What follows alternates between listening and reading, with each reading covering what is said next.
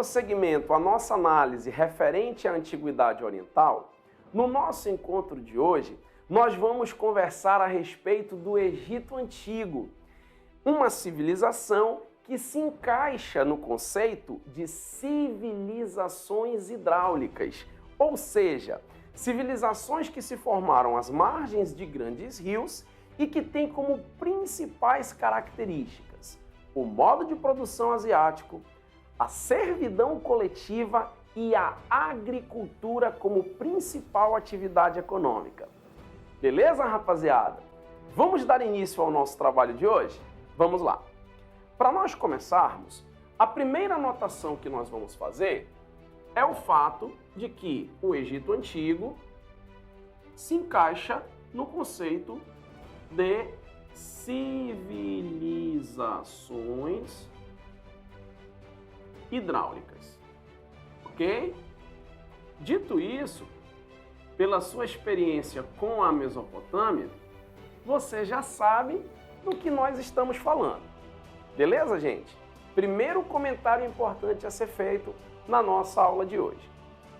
Segundo comentário, quando a gente analisa o Egito Antigo, é muito importante nós sabermos que a história desta civilização ela vai se subdividir em dois grandes momentos, que seriam o período pré-dinástico, que é o período de formação da civilização egípcia, e posteriormente o período dinástico. Período esse que vai se subdividir em três momentos: o Antigo Império, o Médio Império e o Novo Império, que nós vamos analisar ao longo do nosso encontro de hoje. Beleza? Então, quando a gente fala de período pré-dinástico, nós já vamos fazer a segunda anotação da nossa aula de hoje. Vejam bem, meus amores, esse termo dinástico, ele vem do termo dinastia, ok? E dinastia é o período de tempo em que um país, um estado, uma sociedade, uma civilização foi governada por um grupo ou família, ok? Então veja bem, já anote aí para você. Período pré-dinástico. Dinástico, dinastia. Dinastia, governo de uma família. Então vamos analisar aqui a informação. Se nós estamos falando de um período pré-dinástico, nós estamos falando que neste período nós ainda não temos o Egito controlado por famílias específicas, certo? O que significa dizer que nesse contexto nós ainda não temos a figura do faraó. E aí você me pergunta, professor, se nós não temos a figura do faraó, quem governa o Egito? Como que o Egito está organizado neste contexto? Bem, gente, muito simples, tá? Vejam vocês que eu mencionei ainda há pouco que o período pré-dinástico é o período de formação da civilização egípcia, certo? E neste período, a primeira característica que nós temos é a formação de nomos no Vale do Rio Nilo. Vou representar para vocês como isso acontece aqui por meio de um desenho. Eu não sou muito bom desenhista não, mas acho que vai dar para entender. Vamos lá. Vamos imaginar, meus amores, que aqui nós temos o Rio Nilo, ok? E para nós entendermos aqui a representação que eu vou fazer, deixa eu fazer um TBT para vocês de algo que a gente já conhece. Vejam bem, quando nós estávamos lá na pré-história, mais especificamente no período neolítico, eu lembro a vocês que nós falamos que a partir do domínio da natureza, o homem vai procurar se sedentarizar em regiões próximas de água, de preferência água de rio. Vocês lembram disso? Pois é. Então o que aconteceu com o Egito foi mais ou menos aquilo que nós vimos acontecer lá no período neolítico. Ou seja, gente, as pessoas foram chegando. Eu lembro a vocês que o Egito, ele é uma região predominantemente desértica, cortado ao meio, né, pelo Rio Nilo. E as pessoas que foram chegando, elas foram se sedentarizando, como era de costume acontecer em várias regiões do planeta, né? nesse contexto, as pessoas foram se sedentarizando e este processo de sedentarização, que por sinal nós até chamamos lá no período neolítico de revolução urbana, né? Deu origem às primeiras comunidades egípcias que nós chamamos de nomos, ok? Então, ó, ao longo das margens do Rio Nilo, foram se formando essas várias comunidades, tranquilão? E cada uma dessas comunidades vai ter a sua figura de liderança.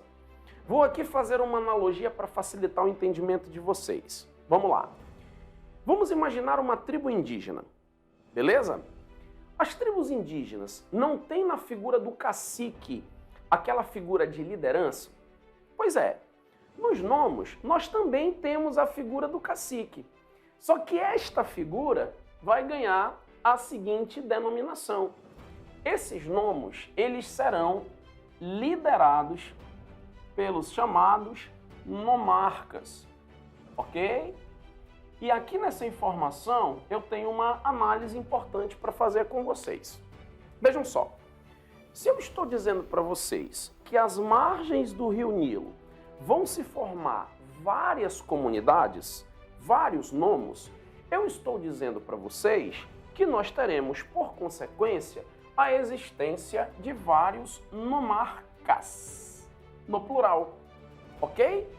E se cada nomarca administra, se cada nomarca lidera seu nomo à sua maneira, significa dizer que neste período nós teremos como característica a descentralização política. Ou seja, nós ainda não temos a figura do faraó, que governa o Egito como um todo, e ao invés de ter um faraó, nós temos os nomarcas, onde cada nomarca governa o Egito, governa seu nomo na realidade, da maneira que achar mais conveniente. Então, ao invés de nós termos um poder político centralizado, neste período nós teremos uma descentralização política. Faz sentido, meus amores? Tudo bem até então? Vamos lá. Bom, o detalhe é o seguinte. Com certeza, vai chegar um momento que estas comunidades, elas não vão mais conseguir garantir a subsistência da sua população. Porque, naturalmente, pessoal, dentro dessa comunidade, nós teremos o aumento da densidade demográfica. Vou dar um exemplo bobo para vocês. Imagina o seguinte. Imagina que essas duas famílias aqui de cima tiveram 2 meninos e essas duas famílias aqui de baixo tiveram 2 meninas. Você concorda comigo que numa situação como essa tá armada a festa no AP? E o que é a tendência, gente? A tendência é que esses 2 rapazes e essas 2 moças reproduzam, certo? E aqui, ao invés de 4 casinhas, com o passar do tempo, a gente vai ter 8 casinhas, 16 casinhas, 32 casinhas, 64 casinhas. Faz sentido? Então, quando nós chegarmos a este ponto, obviamente, a comunidade não vai mais conseguir manter a sua subsistência. E o jeito que nós teremos será exatamente nós invadirmos o território vizinho para poder aumentar o nosso território e garantir a subsistência da nossa população. Então, com o passar do tempo, nós vamos ver conflitos entre os nomos, ok? E esses conflitos vão nos levar a um ponto onde o Egito estará subdividido em 2 partes, tá? Que serão o Alto Egito e o Baixo Egito. E aqui eu tenho um comentário muito importante para fazer com você. Mas antes do comentário eu vou fazer uma pergunta. Olhando aqui para o meu desenho feio, aonde que você acha que está o Alto Egito e aonde que você acha que está o Baixo Egito? Pensa aí um pouquinho. Ora, professor, que pergunta boba, né? Aqui, obviamente, eu tenho o Alto Egito e aqui, obviamente, eu tenho o Baixo Egito. Pensou assim? Se enganou redondamente. E eu vou explicar para vocês por quê. É assim, meus amores. Deixa eu completar aqui o meu desenho feio que vai ficar bem fácil de entender o que eu quero dizer. É assim, ó. Aqui nessa parte, onde você achou que era o Baixo Egito, nós temos a nascente do Rio Nilo, tá? Vou colocar aqui para você, a nascente, tá? E aqui nessa parte que você achou que era o Alto Egito, nós temos a foz do Rio Nilo, tá? Inclusive, essa foz deságua no mar Mediterrâneo. Tranquilão? Então, assim, ó, por esse motivo, meus amores, a gente vai dividir o Egito geograficamente assim, ó. Essa parte de baixo, onde eu tenho a nascente do Rio Nilo, nós vamos chamar de Alto Egito. Ok? E esta parte aqui, ó, do norte, onde eu tenho a foz, nós vamos chamar de Baixo Egito. Ok?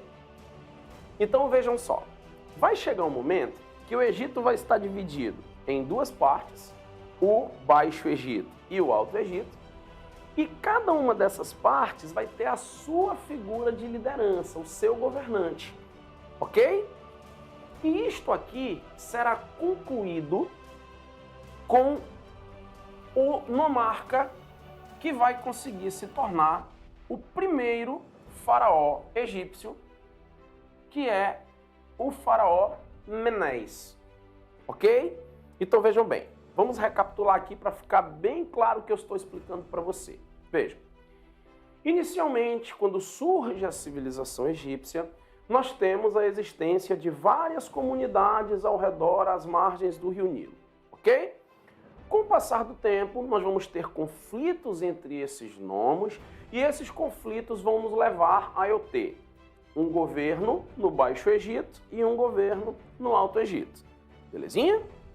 Na sequência, nós teremos um conflito entre o Alto e o Baixo Egito e o governante do Alto Egito, Menés, vai acabar dominando o Egito como um todo e se tornando o primeiro faraó egípcio, ok?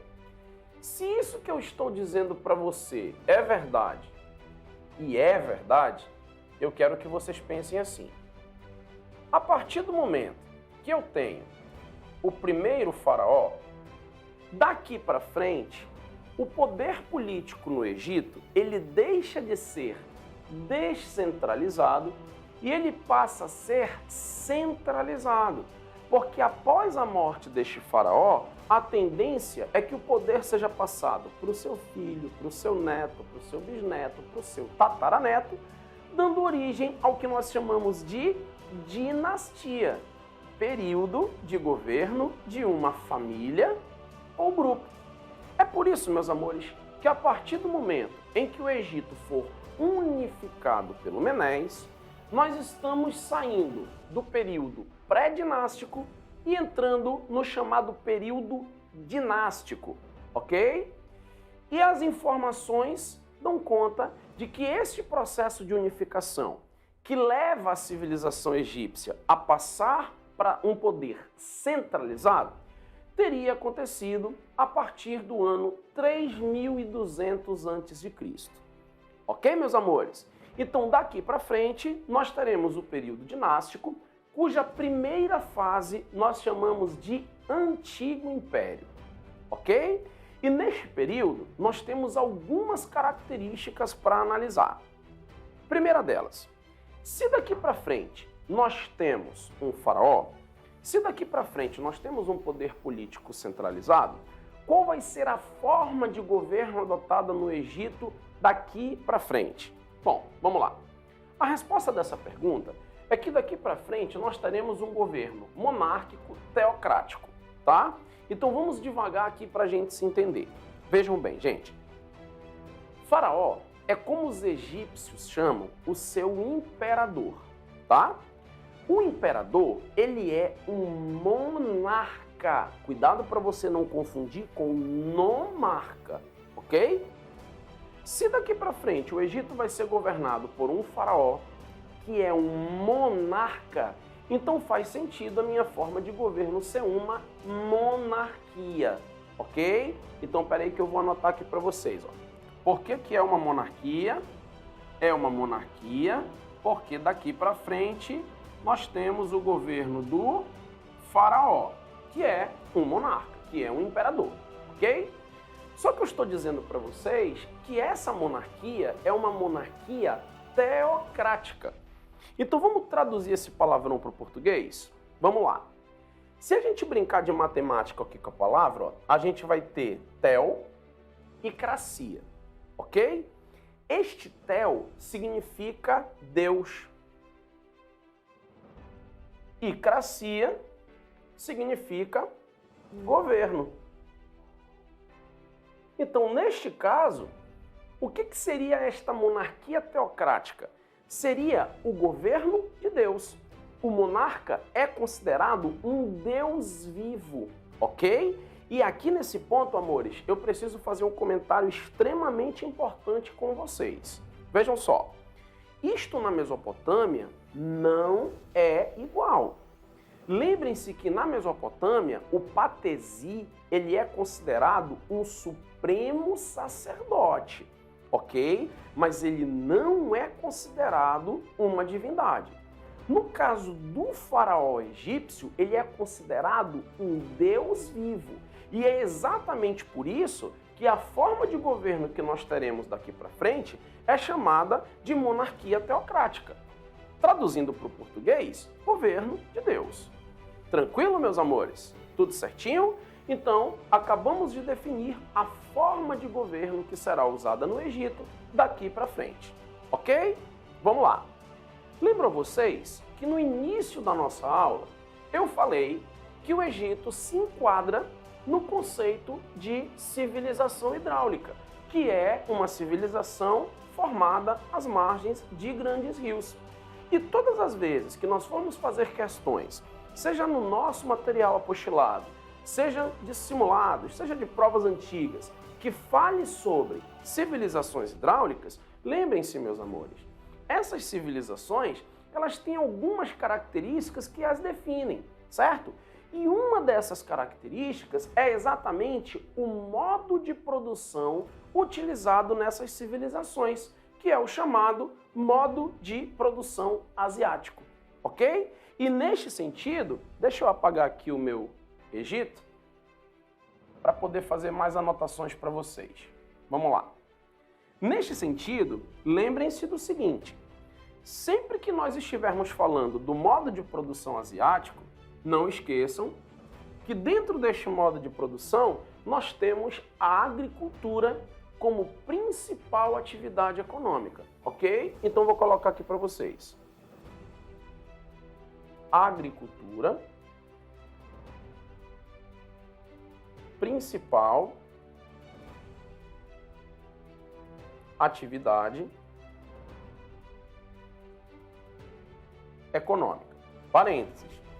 Lembrem-se, meus amores, que aqui, ó, eu estou dizendo principal, não é única, tá? Isso não exclui, por exemplo, um artesanato, isso não exclui, por exemplo, um comércio, isso não exclui, por exemplo, uma pesca, isso não exclui, por exemplo, uma pecuária, ok?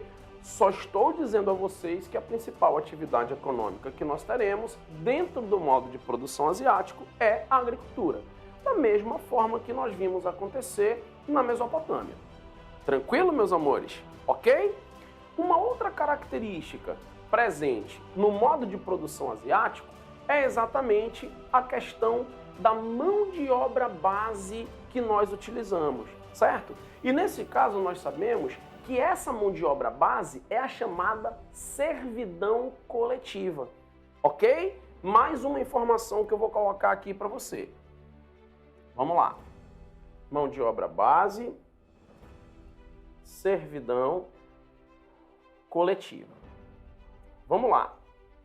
Falando em servidão coletiva, no caso do Egito, esses servos, eles serão utilizados de duas formas, tá?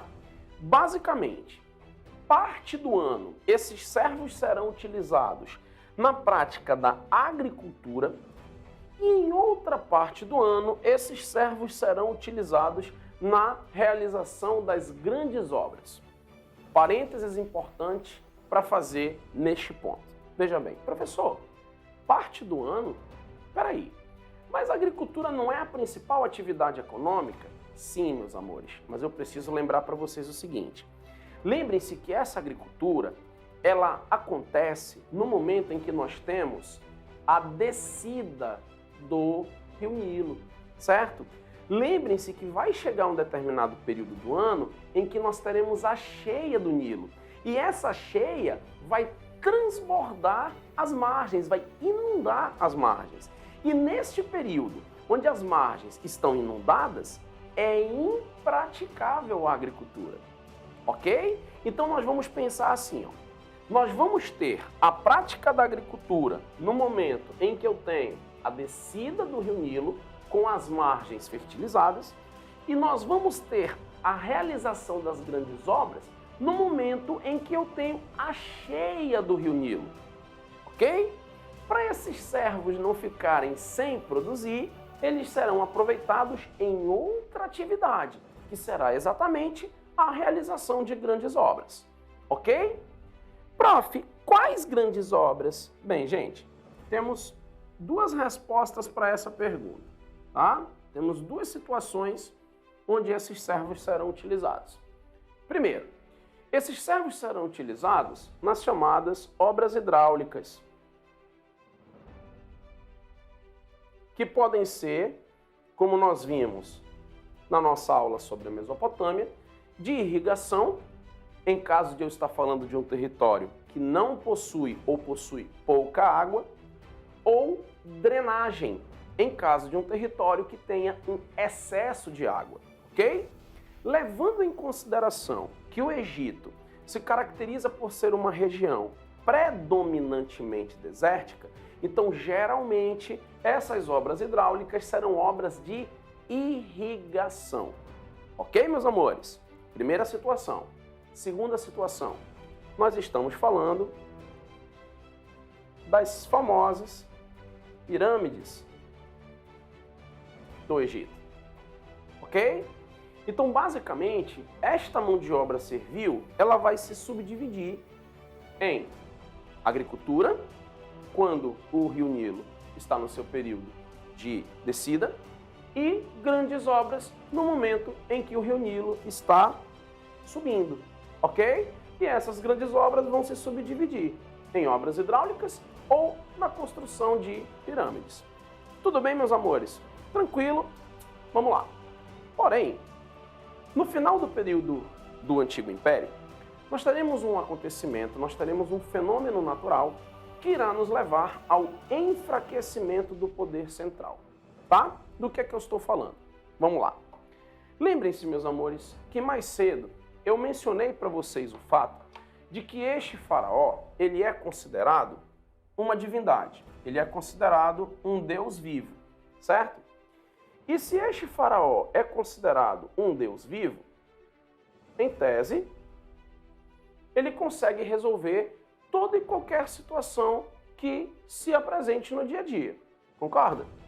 O que acontece é o seguinte, o Egito vai passar por um período de estiagem, e aí vamos pedir ajuda da nossa amiga geografia. Me corrijam aí se eu estiver errado. A estiagem é um período de seca, né? A estiagem é um período de poucas chuvas. Confere? Então, deixa eu explicar para você o que acontece. Se eu tenho uma redução das chuvas, se eu tenho uma diminuição das chuvas, significa dizer que eu não vou conseguir alimentar a nascente do Rio Nilo, ok? E se eu não vou conseguir alimentar a nascente do rio, significa que todo o seu fluxo será comprometido. O que significa dizer que por algum período de tempo, este rio não vai transbordar, não vai inundar as margens, por tabela não vai fertilizar os solos, e isso vai fazer com que nós tenhamos uma redução da produção de alimentos e, por tabela, uma grande parte da população egípcia vai começar a passar fome, ok? Quando isso acontecer, o que a gente espera do nosso governante, que é um Deus vivo? Que ele resolva o problema como Deus que ele é, ok? Como isso não vai acontecer, porque nós sabemos que o faraó egípcio não é Deus coisa nenhuma, então a população em geral vai começar a contestar a autoridade deste faraó, fazendo com que o poder central passe por um processo de enfraquecimento. Tranquilo? E aqui é preciso fazer um comentário importante com vocês. Se o faraó passa por um processo de enfraquecimento, por tabela, nós teremos isso aqui, ó. Fortalecimento dos nomarcas. Aí você vai dizer assim para mim, professor, peraí. Então quer dizer que quando a gente passou até o faraó, não deixaram de existir os nomarcas? Não, gente, não deixaram.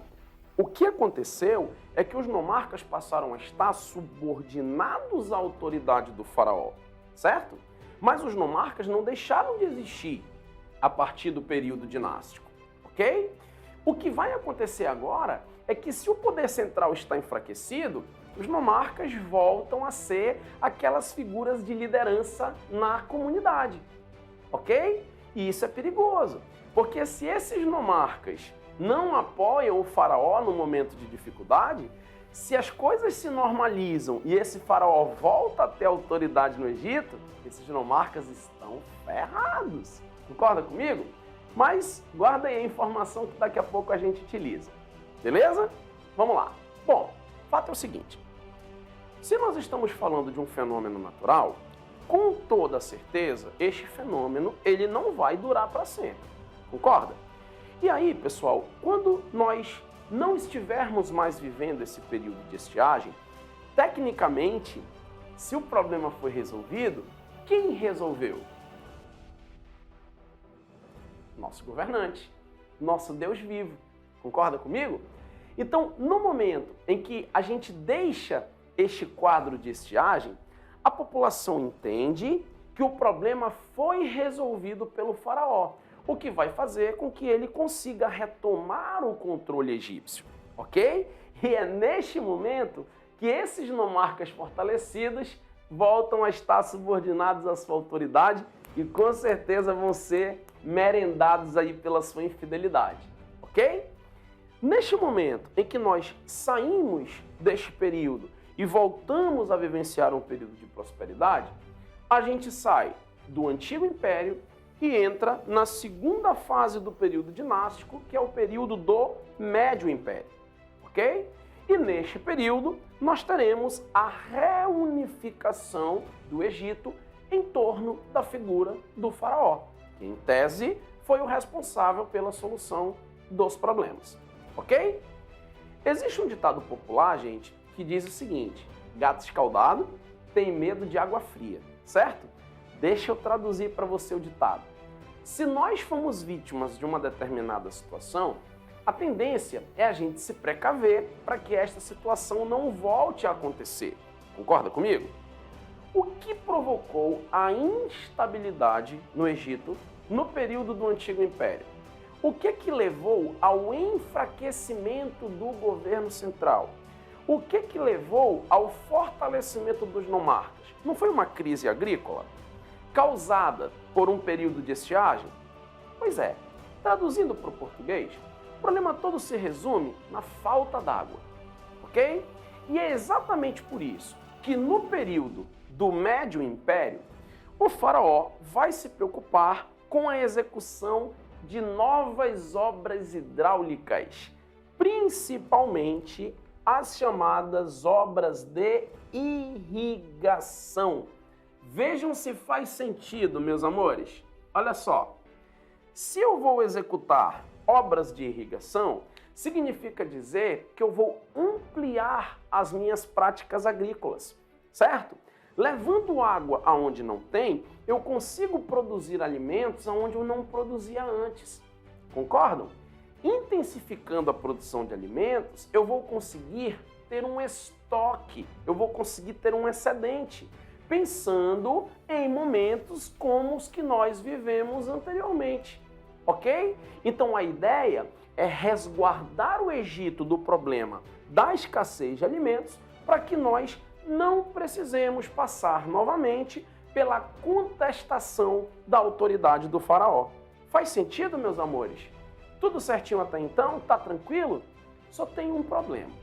Eu costumo dizer, meninas, que namorar um cara feio tem as suas vantagens. Por quê? Se você namora um cara feio, é quase uma certeza que você jamais será traída. Por motivos óbvios.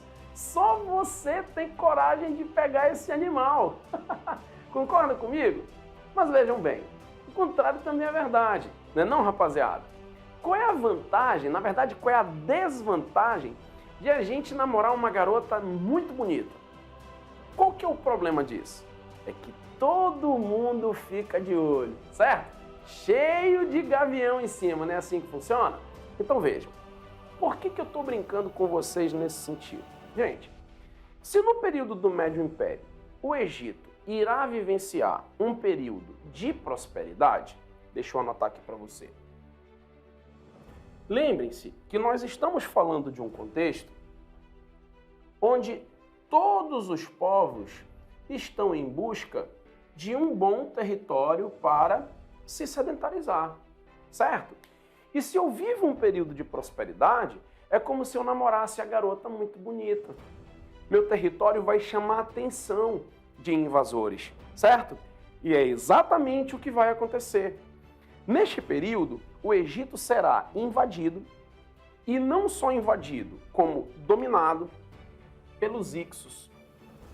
E aqui eu gostaria de fazer um comentário importante com você. Vejam bem. Professor, necessariamente uma invasão vira uma dominação? Não, gente. Nós vimos isso na Mesopotâmia. Não sei se vocês recordam, tá?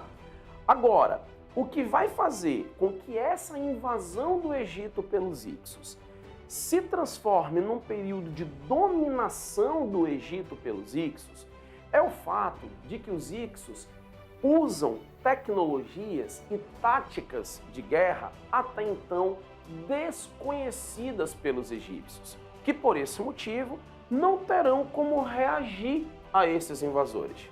Do que é que eu estou falando, meus amores? Vamos aqui fazer algumas anotações. Vamos lá. Os Hicsos, eles vão fazer uso das seguintes tecnologias. Eles vão usar armas de ferro, e aqui eu quero fazer um comentário com vocês, e eles vão se utilizar de carros de guerra. Tá? E o comentário que eu quero fazer aqui com vocês, meus amores, é o seguinte. Lembrem-se que conhecimento é poder, certo? Se os Hicsos se utilizam de armas de ferro, significa dizer que esta civilização domina a metalurgia, ok? E este conhecimento referente à produção de armas de ferro dará aos Hicsos uma superioridade militar que os egípcios, nesse contexto, não terão como combater. E é exatamente esta superioridade militar, esta superioridade tecnológica, é que vai fazer com que o Egito, por algum tempo, seja dominado por esses invasores. Tudo bem, meus amores? Tranquilão? Porém, além dos Hicsos, o Egito também vai vivenciar, neste período do Médio Império, a chegada de um outro povo. Eu estou me referindo à penetração do Egito pelos hebreus, tá? E aqui eu preciso fazer um comentário muito importante com vocês. O primeiro comentário, meus amores, é que no nosso próximo encontro nós vamos conversar especificamente sobre esta civilização, ok?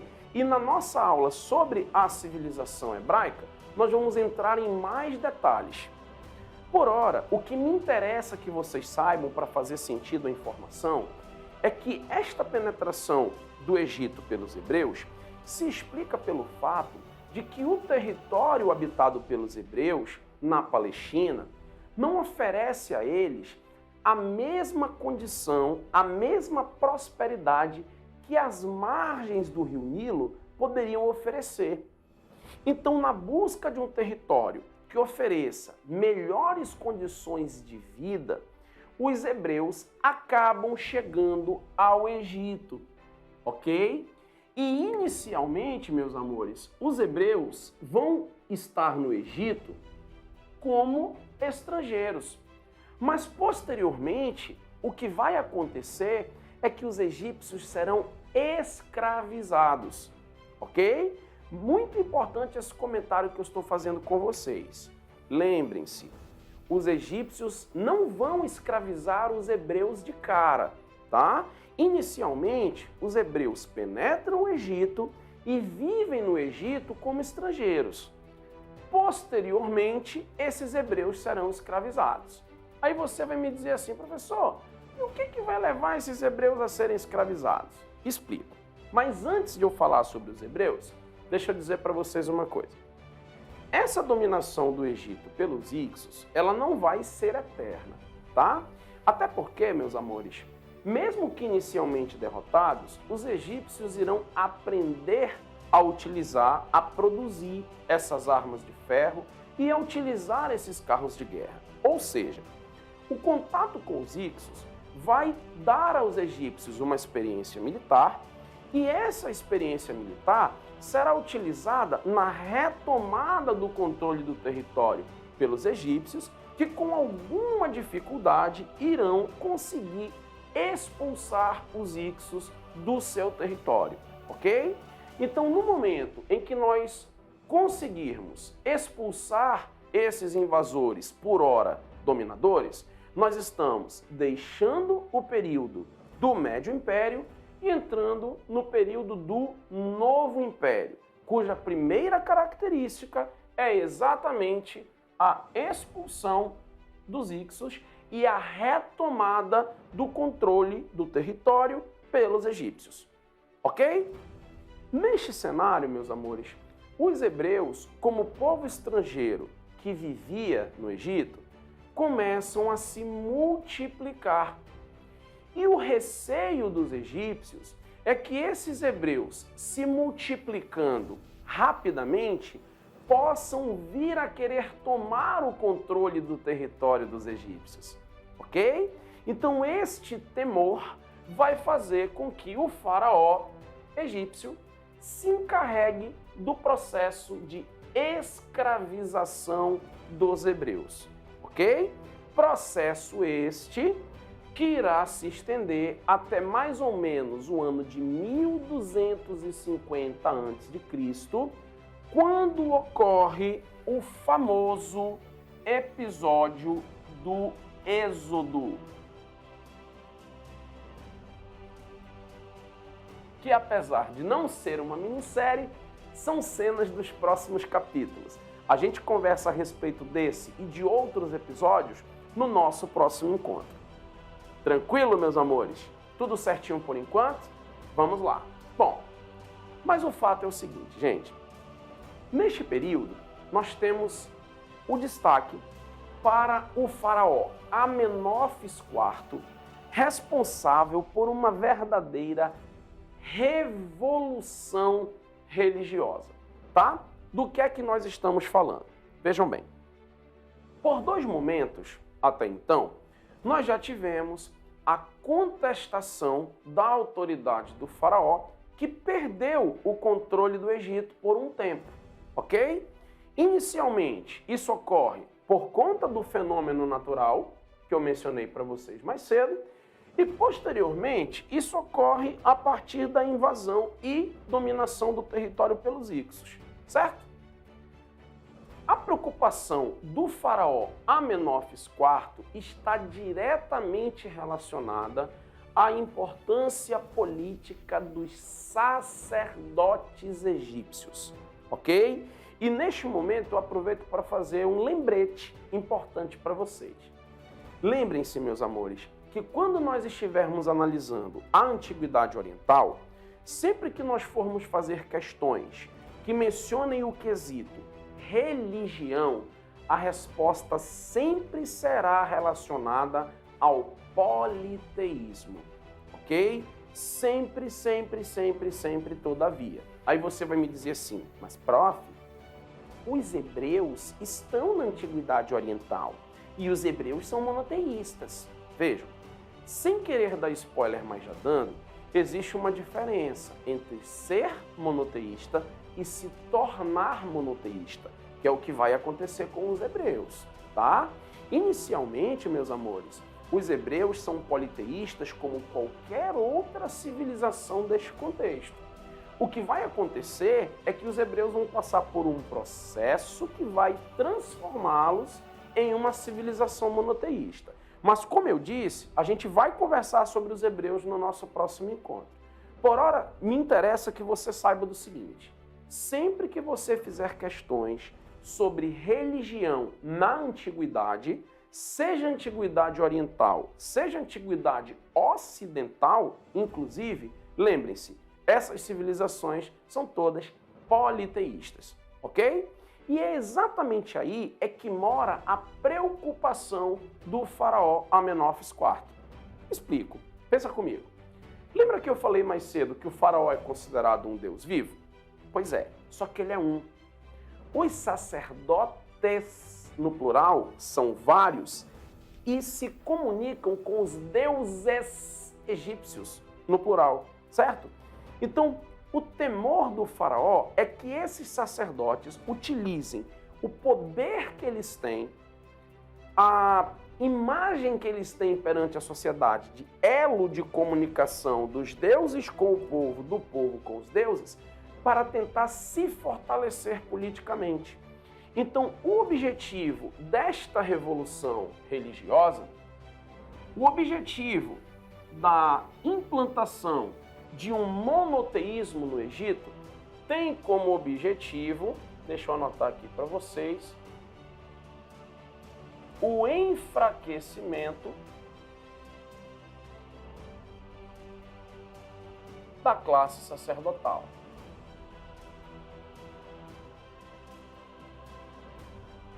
Ok? E neste sentido,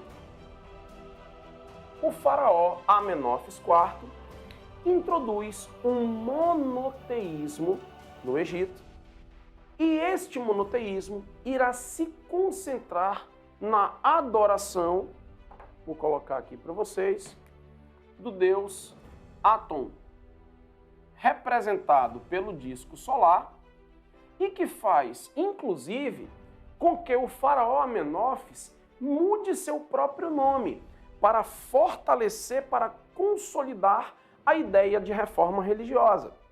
Ele passa a se chamar Akhenaton, que significa aquele que adora o sol. Então imagine, se o faraó, que é considerado um deus vivo, curva-se diante desta divindade, a ideia é que toda a população egípcia curve-se também diante desta única divindade que deve ser cultuada daqui para frente. Ok? Porém, com a sua morte, esta reforma religiosa, ela será anulada e nós voltaremos ao politeísmo tradicional, o que, obviamente, trará uma grande importância para a classe dos sacerdotes. Ok, meus amores? Tranquilo? Este período, meus amores, ele é considerado o período de apogeu da civilização egípcia, tá? Inclusive, meus amores, neste período do Novo Império, o Egito vai passar a ter a sua maior extensão territorial. E o Império vai se estender, para você ter uma ideia, até a Mesopotâmia. Ou seja, literalmente, o Egito vai ser o maior império que nós temos neste contexto, ok?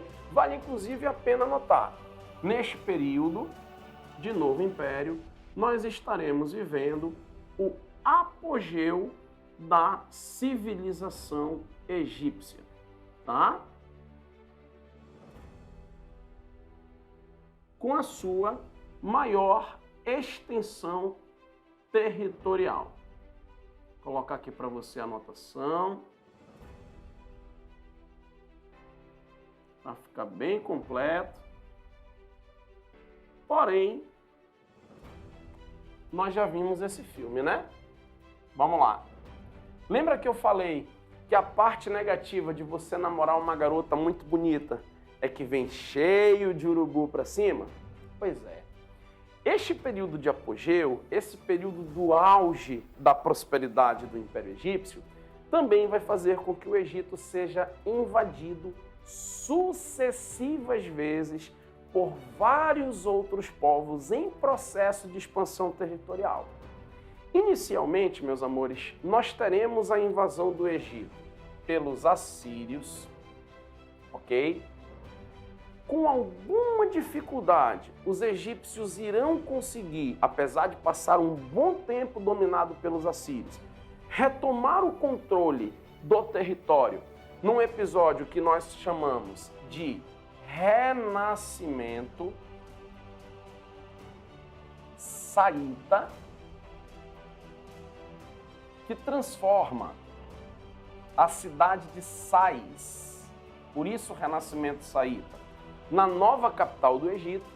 Mas este período de retomada do controle do território será efêmero, será muito curto, porque na sequência o Egito será invadido e dominado novamente, dessa vez pela civilização persa, que por sinal também é tema do nosso próximo encontro.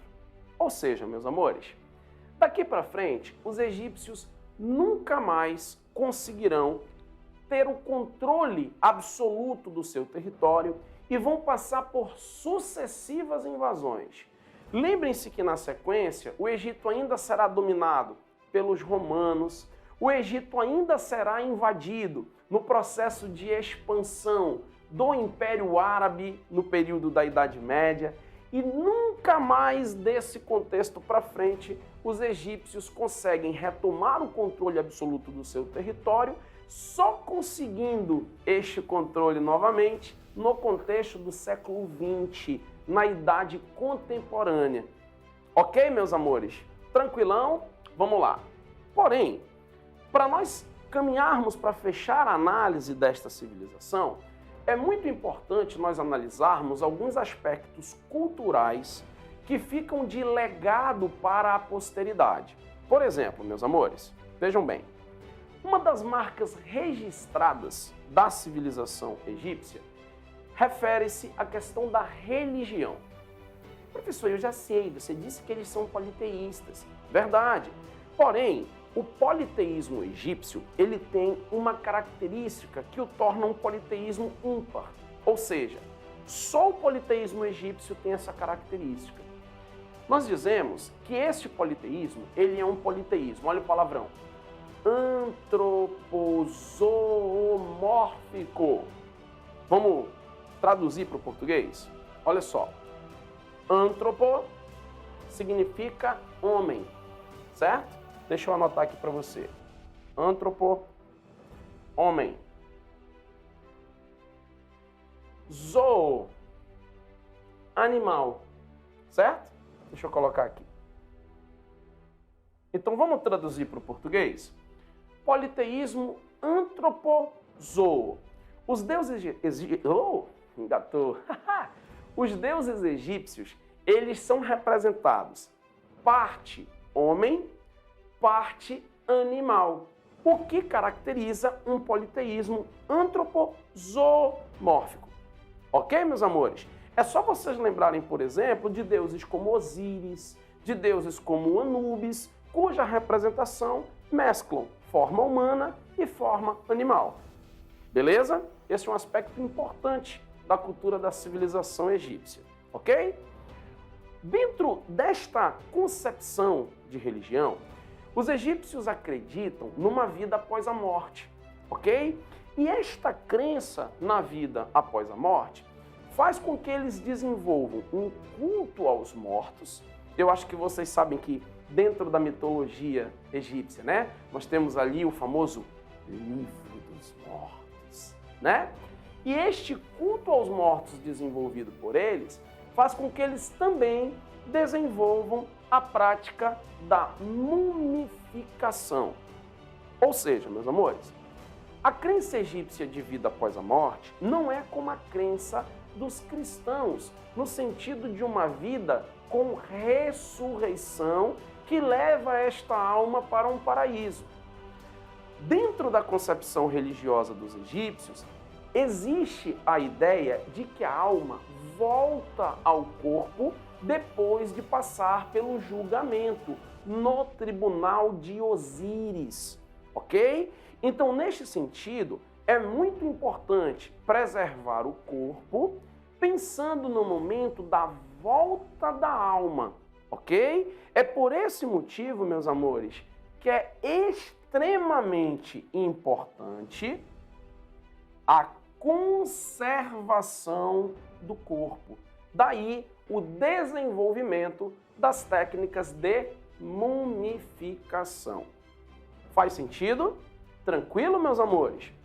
Outra característica muito importante referente ao legado cultural da civilização egípcia se refere à questão da escrita.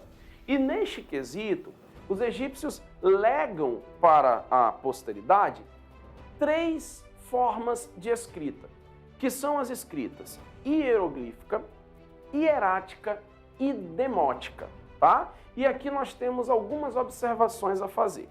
Vejam bem, a escrita hieroglífica é uma escrita que trata de assuntos religiosos, tá?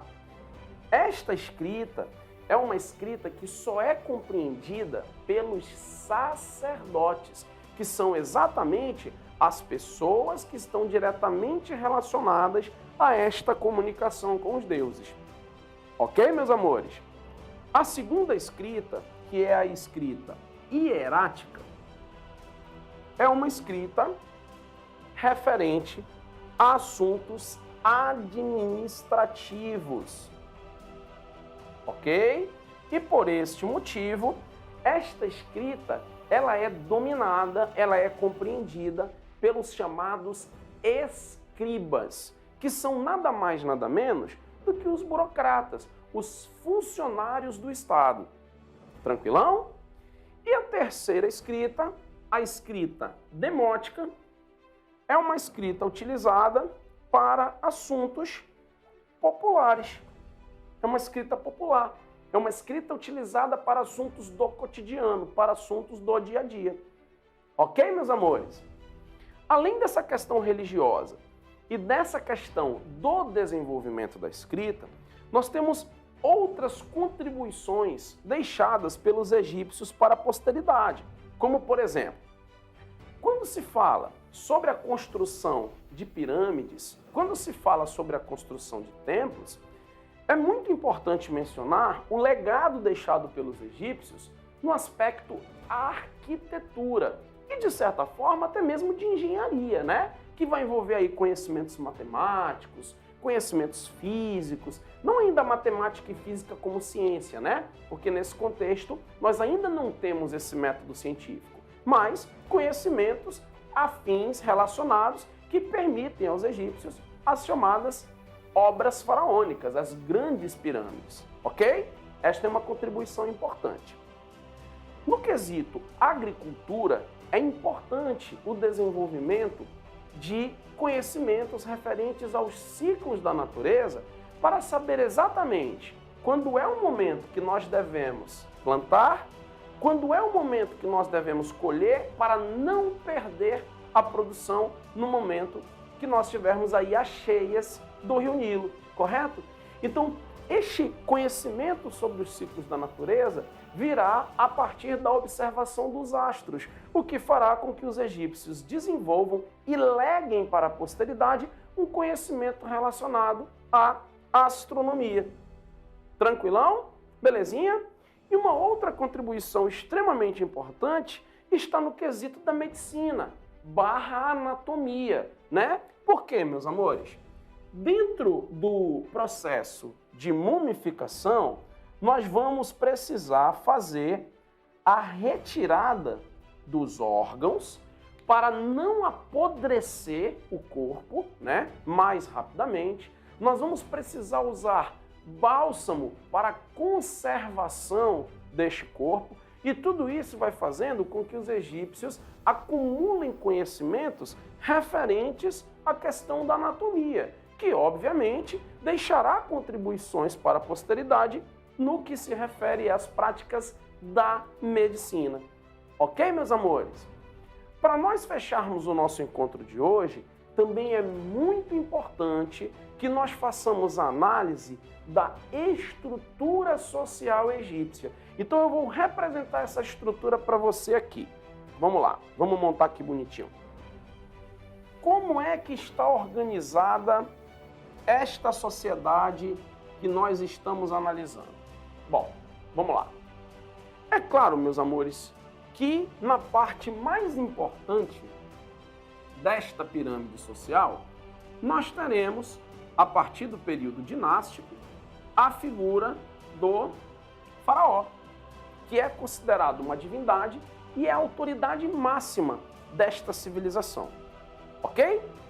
Abaixo deste faraó, nós teremos os nobres, geralmente pessoas da sua família, seus parentes. Ok? Vamos lá.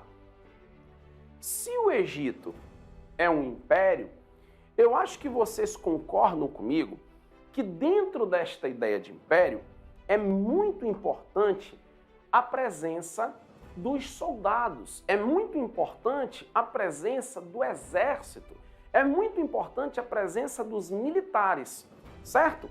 Porém, não tão importante quanto dentro de uma civilização politeísta, quanto a figura dos sacerdotes, que virão em grau de importância logo abaixo da nobreza.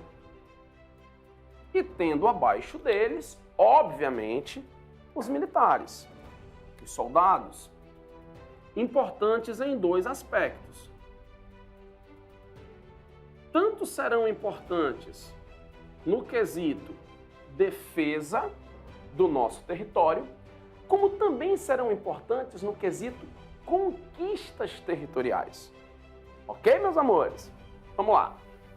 Abaixo desses militares, nós teremos os escribas, os funcionários públicos, os burocratas responsáveis pela administração do império. Ok? Abaixo desses burocratas, nós teremos comerciantes e artesãos, que seriam ali uma espécie, fazendo uma analogia com os dias de hoje, de classe média, né? Na base da pirâmide, nós teremos os servos, lembrando que, como civilização hidráulica, né? O Egito utiliza a servidão coletiva e os escravos. E aqui eu gostaria de fazer um parênteses, meus amores. É possível que vocês encontrem em algumas estruturas sociais os servos acima e os escravos na base. Não está equivocado, pode ser assim também, tá? Você pode colocar essa mão de obra aqui na mesma classe social, como eu coloquei para você, como você pode estratificar um pouquinho mais, colocar os servos e abaixo dos servos os escravos, sem nenhum problema, ok? Aliás, eu aproveito essa oportunidade para lembrar para vocês o seguinte: lembrem-se que apesar de terem a obrigação de trabalhar nas práticas agrícolas e nas grandes obras, os servos são homens livres, ok? Os escravos, que ou são escravos por dívidas, ou são escravos prisioneiros de guerra, como por exemplo os hebreus o serão, né? Eles são propriedades, ok? E é isso que os diferencia dos servos. Tranquilo, meus amores? Esta sociedade, ela é uma sociedade hierarquizada e estamental, o que significa dizer que esta sociedade se caracteriza pela imobilidade social. Tranquilo, meus amores? De boa? Gente, forte abraço para vocês e até o nosso próximo encontro. Beijo no coração.